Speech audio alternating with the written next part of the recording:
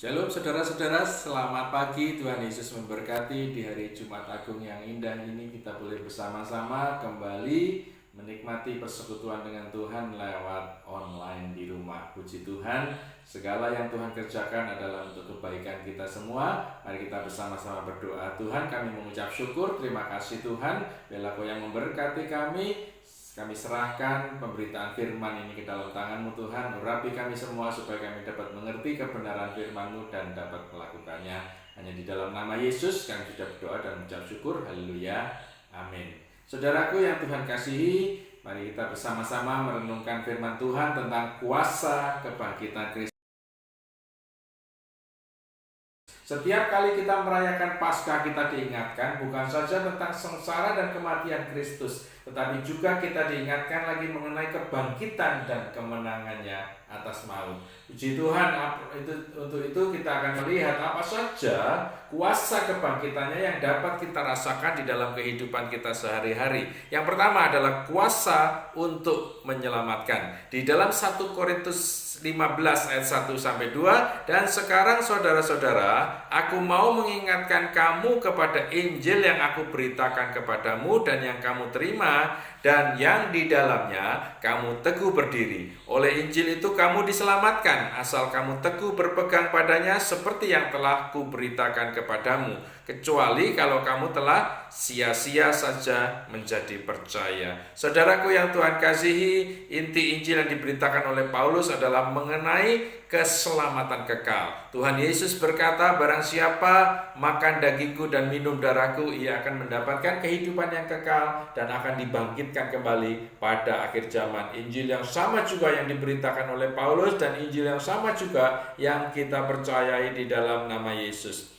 Kan Injil yang diberitakan dan diterima, lalu setiap orang percaya harus teguh berdiri di dalamnya. Itulah kuasa Allah yang akan menyelamatkan. Kuasa darah Yesus, kuasa kebangkitan itulah yang akan menyelamatkan kita dan kita akan menerima hidup yang kekal. Dan di dalam Roma 1 ayat 16-17 Paulus juga menegaskan bahwa Injil adalah kekuatan Allah yang menyelamatkan setiap orang yang percaya. Ketika seseorang mengalami berbagai persoalan, berbagai pencobaan, bisnis yang lesu, masalah virus corona yang melanda, kesehatan yang memburuk, ekonomi, keuangan yang melemah, dan berbagai macam persoalan, bahkan hubungan rumah tangga yang retak, tidak sedikit yang mempertanyakan apa yang salah. Mengapa semuanya ini terjadi? Apakah Tuhan masih ada di sana? Di mana Tuhan? Sepertinya kita sudah berseru, tetapi tampaknya hanya tembok yang mendengar seruan kita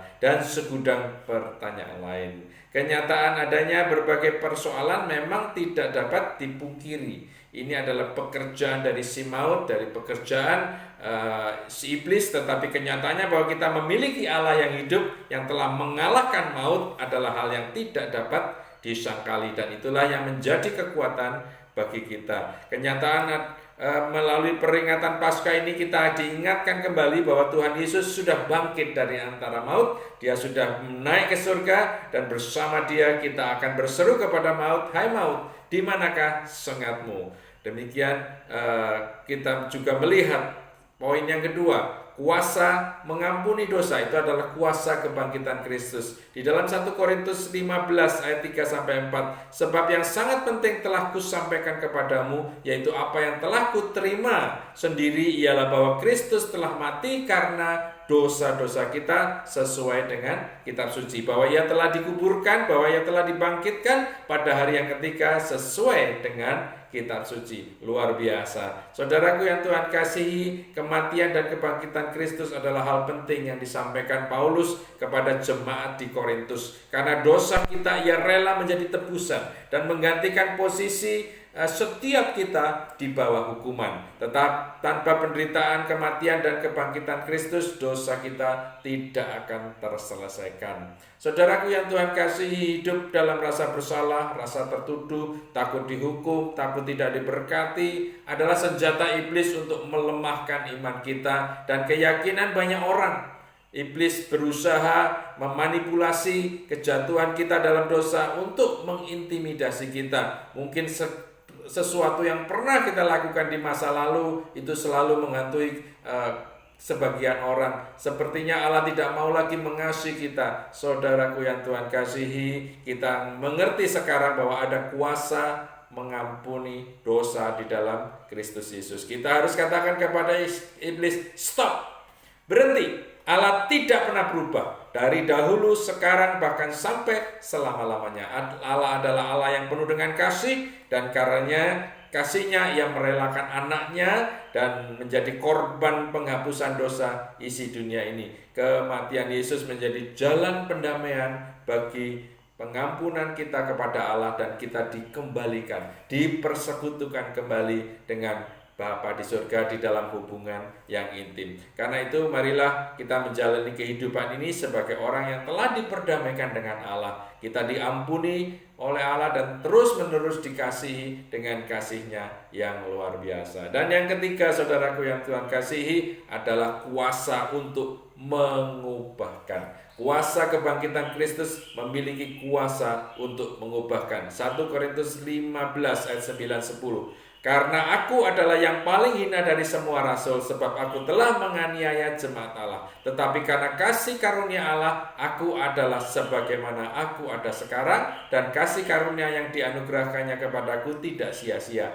Sebaliknya aku telah bekerja lebih keras daripada mereka semua, tetapi bukannya aku, melainkan kasih karunia Allah yang menyertai aku. Puji Tuhan, saudaraku yang Tuhan kasih, luar biasa. Sebelum percaya kepada Kristus, Paulus adalah seorang penganiaya, seorang yang menentang secara aktif kekristenan. Tetapi ketika dia berjumpa dengan Kristus, kehidupannya diubahkan secara drastis. Paulus menyatakan dia adalah pribadi yang paling hina, tetapi dia ada sebagaimana dia ada sekarang. Itu semua adalah karena kasih karunia dan kuasa kebangkitan Kristus. Hari-hari ini mungkin ada orang yang frustasi dengan keterikatan mereka akan dosa, kecanduan akan obat-obatan, serta sifat dan perilaku suka marah, suka bertengkar, garang, dan semuanya itu, saudaraku yang Tuhan kasihi.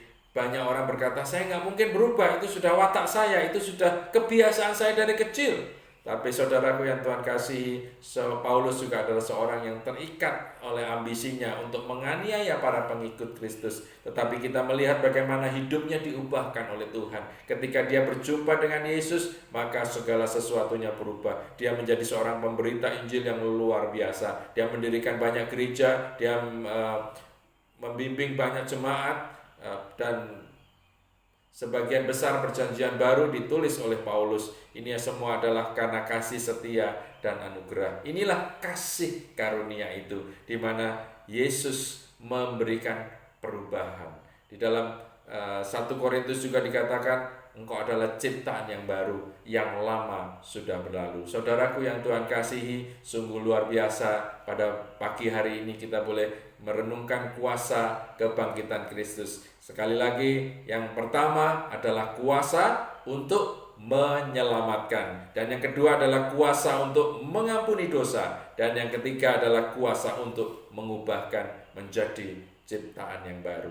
Mari saudaraku yang Tuhan kasihi, kita serahkan hidup kita kepada Tuhan. Biarlah Tuhan yang memiliki kuasa untuk kebangkitan, dalam kebangkitannya itu akan mengubahkan kehidupan kita. Mari kita berdoa. Terima kasih Tuhan Yesus, kami mengucap syukur pada pagi hari ini Tuhan. Kami boleh mengalami perjumpaan dengan Engkau Tuhan. Kami boleh mengalami kuasa kebangkitan Kristus, dan Engkau lah yang mengubahkan kehidupan kami. Engkau sudah mengampuni segala dosa dan kesalahan kami Tuhan. Bahkan Engkau yang memulihkan kami menjadi ciptaan yang baru. Terima kasih Tuhan Yesus, terima kasih. Berkat-Mu senantiasa menyertai kami, dan kami serahkan semuanya ke dalam tangan-Mu Tuhan. Kami juga berdoa untuk saudara-saudara kami yang saat ini sedang sakit, untuk Pak Heri yang sedang terbaring di rumah sakit Tuhan. Dalam nama Yesus, ada kuasa perubahan itu terjadi atas hidupnya. Bahkan juga keadaan tubuhnya secara fisik juga akan mengalami perubahan. Kuasa kesembuhan itu terjadi di dalam nama Yesus. Terima kasih Tuhan Yesus, dan kami juga serahkan negara dan bangsa kami ke dalam tangan-Mu. Hanya di dalam nama Yesus kami sudah berdoa dan mengucap syukur. Haleluya. Amin.